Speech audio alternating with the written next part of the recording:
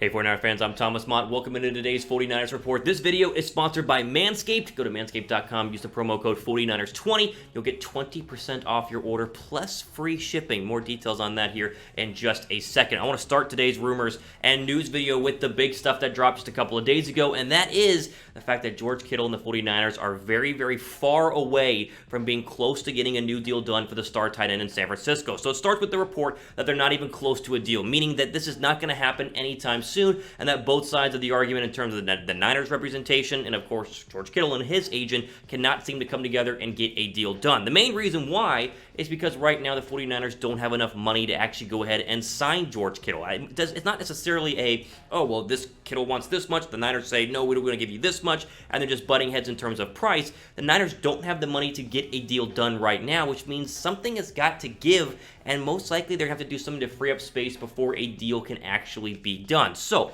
when we start this whole thing off, we got to break down how much money George Kittle reportedly wants and how that compares to other tight ends, and then also break down how you can free up the money to go ahead and pay him, because we all know the 49ers will eventually get a deal done with George Kittle. He's not going to play this year without a new contract. Even though he said he would, I don't think the Niners will let him play without a new contract. That would allow him to enter free agency next season, but comparing him against the other tight ends is very, very interesting. So right now, your highest paid tight end is actually a Los Angeles Charger. It's Hunter Henry, got a $10.6 million a year contract, which makes him the highest paid overall yearly tight end right now in the National Football League. Austin Hooper recently signed with the Cleveland Browns in free agency, $10.5 million overall. And you have Travis Kelce at $9.36 and Kyle Rudolph at $9.025. Just outside this list, not pictured, is actually Rob Gronkowski, who will make about $9 million this year with the Tampa Bay Buccaneers. So we can make the argument, I think the argument is very easy to make, that George Kittle is better, at least as good, if not better, than most of the tight ends on this list. He's definitely better than Hunter Henry. He's definitely better than Kyle Rudolph. And in my opinion, he's better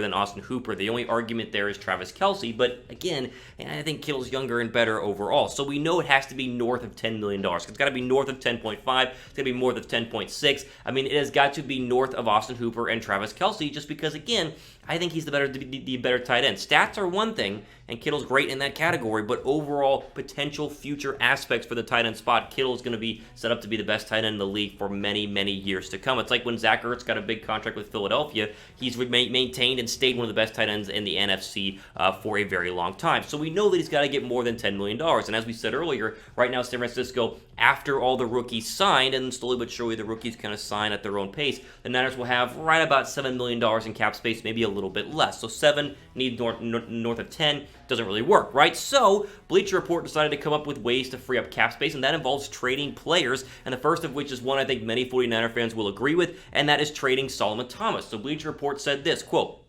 49ers can save $4.4 million by trading the 2017 third overall pick after June 1st, according to Over the Cap. Minnesota Vikings, meanwhile, could use another edge defender and some versatility to fortify their defensive line. So they're saying a trade to the Minnesota Vikings would make a lot of sense, but the big key thing on this entire thing is not the money saved, it's when you would actually save the money. It's a post-June 1st trade. The way the NFL works, you've got to do this trade after June 1 to get all of the cap savings. So that's why, again, June 1 is today. Things could be happening sooner rather than later in terms of the 49ers. Now, if you don't like trading Solomon Thomas, you want to free up even more cap space than just his $4.5 million in the final year of his deal, Bleacher Report also offered Dee Ford, saying, quote, Dee Ford, meanwhile, has a $15.9 million salary cap hit this season, according to the Athletics from Michael Lombardi. The 49ers placed Ford, among others, on the trading block to clean up some cap space issues. And there it is again. A post-June 1st trade would create $14.31 million in salary cap space this year and significantly more financial flexibility over the next 3 seasons per over the cap. So there you go. You got the cheaper trade in terms of not getting a lot back for Solomon Thomas and freeing up just enough to go ahead and give Kittle right about $11 million per year, or you have the big trade where you get rid of Dee Ford, who's a big star on the defensive line, which we'll talk about later on in this video, but you free up a lot more space, not only for the Kittle contract, but for other contracts like Emmanuel Mosley, Dre Greenlaw, all the other young stars that are up and coming right now in San Francisco. It's going to be very interesting to see what happens with with Kittle and the Niners going forward, but it is June 1st. It's June 1st today, and so things could start to be really, really interesting. We'll keep you guys updated on all the news regarding Kittle in later videos this week and in weeks to come. Question for you guys here. Who would you rather trade? The cheap trade, Solomon Thomas, straight at 4.4, or the expensive trade, get rid of a better player in Dee Ford, but save more money, type F down below for Ford, type T down below for Thomas? All right, moving on. Speaking of Dee Ford, he's been in the news not just for trades. He actually talked to the media, I believe, on Friday and spoke about how his offseason is going and how he had some pretty big surgery on his knee to clean things up right after the Super Bowl and is expecting to be a lot more healthy, a lot healthier going into the 2020 NFL season. So we know what happened last year in terms of George Kittle, or in terms, excuse me, of Dee Ford. Before we get to that, though, I want to bring back our sponsor here, Manscaped and Manscaped.com. They just sent me the nose hair trimmer. They just sent it to me to try out. Fantastic. I've been using a lot of their products here the past couple of days, and I highly recommend every single one of them. If you guys want to try them out, get 20% off, go to their website, Manscaped.com, use the promo code 49ers20. You get free shipping, like I said, 20% off as well. All of their stuff, the lawnmower, the nose trimmer, I forget what it's called, but it's fantastic. And then, of course, all the deodorant and stuff that comes in the package as well. Great overall products with our sponsor at Manscaped.com. Use the promo code 49ers20. So, back to Dee Ford, who, of course, when healthy is extremely dangerous, but he just wasn't healthy enough last year. Now, he did make a big impact. We'll get to that in a second, but he was dealing with tendonitis in his knee the entire season and only played 22% of the snaps, total snaps, on defense. Ford said this to the media on the surgery, quote, "Thinking back on it, I can't believe I played a whole season in it in terms of his knee. We knew what we had to do. It had to be surgical. I didn't want to miss the season.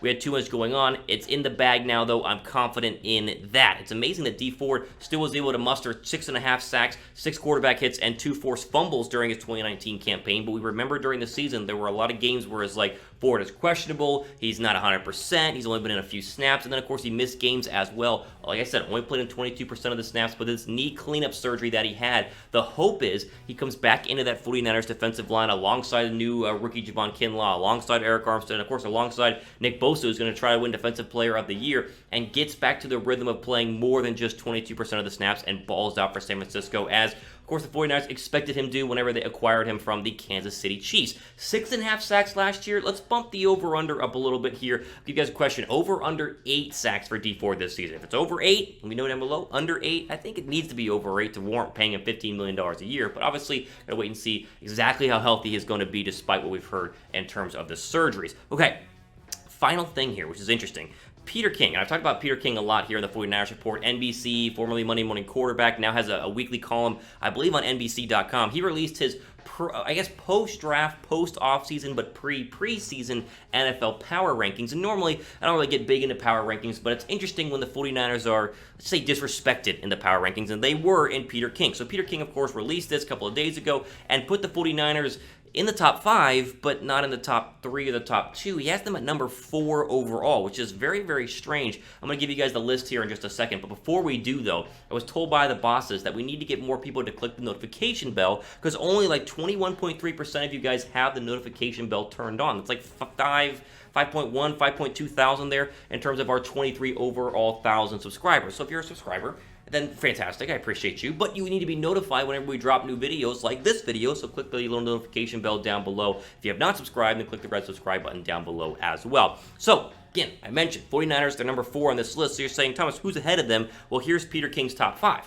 He has Kansas City at 1, Baltimore at 2, the Saints at 3, the 49ers at 4, and the Bucs at 5. So the Niners are not even the best team, the highest-ranked team in the NFC, and I think they should 100% be the number 1 team in the NFC. They did win the NFC last year, the NFC title game. He has the Saints above them, and I was reading Peter King's article and why he said the Saints. He just basically mentioned that Drew Brees and the defense and Alvin Kamara are going to have a bounce-back season, and Michael Thomas is there to prove everybody wrong. And then I read what he said about San Francisco, and he basically said that the 49ers are fantastic in every single way. It will just depend on Jimmy Garoppolo. So it's another classic Jimmy Garoppolo is not enough argument that the national media likes to make overall. I get Kansas City, and I guess I get the argument for Baltimore because they did beat the Niners, even though it was really close. But I would go ahead and I'd move San Francisco ahead of the Saints because, of course, we beat the Saints last season. Put them at number 3 at least, and in reality, they should be at number 2 ahead of Baltimore. But, of course, people are in love with Baltimore because of Lamar Jackson and how great he was at this point last year. Like this video if you guys think the 49ers are going to win Super Bowl 55. How about that? I mean, Peter King puts us at 4. That still would mean, obviously, a playoff team. But like this video if you guys think the 49ers will win the Super Bowl 55 in 2020. Before we go, though, I'll give you guys the rest of the top 10. Seattle sits there at number 6, obviously the division rival. Tennessee is 7. The Las Vegas Raiders were 8, which was Very strange. I do not understand why the Raiders are 8. He has the Cowboys at 9 and the Steelers at 10. I would get the Cowboys. I would get the Raiders, especially out of the top 10. I get Seattle at 6. I get Tennessee at 7. And honestly, I like Pittsburgh at number 10 as well because I think the Steelers are going to be a lot better than people think this year. But overall, it's an interesting list. It has some things wrong, but he's also a national column writer who, tries to spark a little bit of controversy every now and then. So maybe that's why he has San Francisco as low as number 4, because guess what? We're talking about it, and you guys might go Google his column and read it, and that, of course, helps him out. So you see how it all works in the national media's mindset. But I want to give you guys the list and show why San Francisco was number 4, try and explain why they're number 4, even though it does not make a lot of sense to me overall, which probably doesn't make a lot of sense to you guys overall as well. There you go. Big news, of course, George Kittle. I want to get you guys the latest on that. Hopefully, post June 1st, you could be seeing a trade. We'll cover that as it happens here on the 49ers Report. All time we have for today. For Chat Sports, I'm Thomas Mott, signing off for the rest of your day.